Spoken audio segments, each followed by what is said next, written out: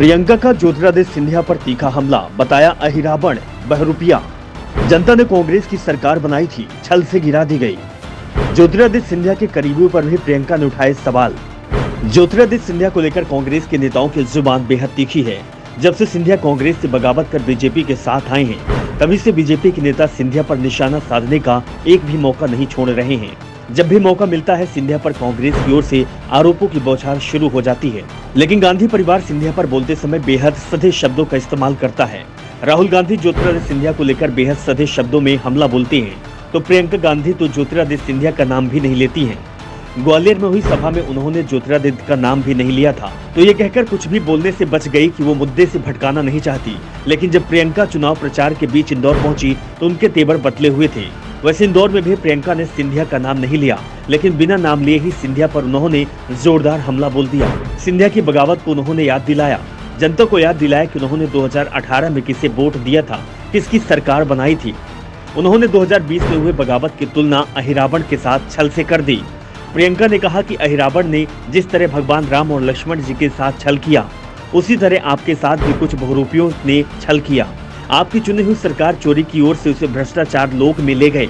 अगर आज आप हनुमान नहीं बनेंगे, तो यहाँ से छल शुरू हुआ, उसे कौन ठीक करेगा। प्रियंका ने कहा कि जो उसूल और परंपराएं रामायण के समय से हमारे देश में चली आ रही है, महात्मा गांधी जी भी उन्हीं वसूलों पर चलते थे। श्री राम वनवास चले गए, लेकिन जनता श्री राम को ही राजा के रूप में देखना चाहती थी। इसीलिए जब हम अपने नेता का चुनाव करें, तो उसमें हमेशा प्रभु श्री राम के वसूलों को ढूंढना चाहिए। प्रियंका इंदौर के संवेद में थी और इस सीट से बीजेपी के टिकट पर सिंधिया समर्थक तुलसी सिलावट उम्मीदवार हैं।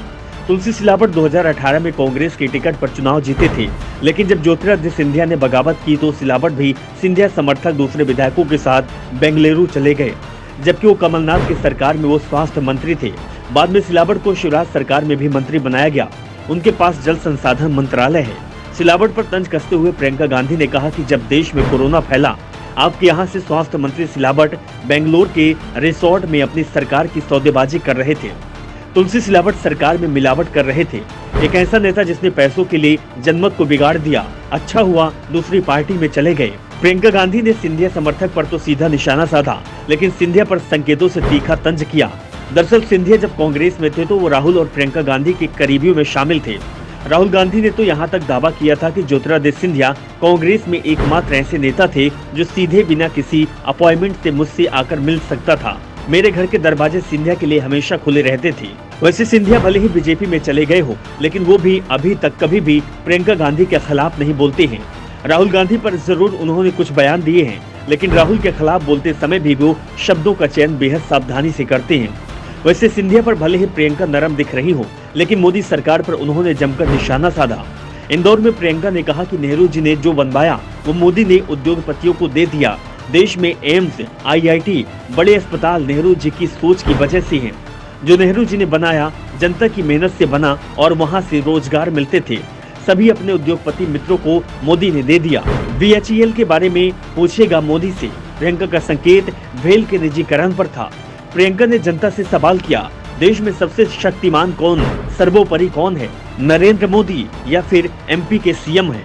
थोड़ी देर बाद उन्होंने ही जवाब देते हुए कहा कि नहीं, लोकतंत्र में जनता सबसे शक्तिमान है। जो 5 साल में काम नहीं करे, उस नेता को खदेड़ दो। हमारे देश प्रदेश में एक ऐसी राजनीति आ गई है जो धर्म के नाम पर वोट मांगती है। Bureau report, the Dhakad news.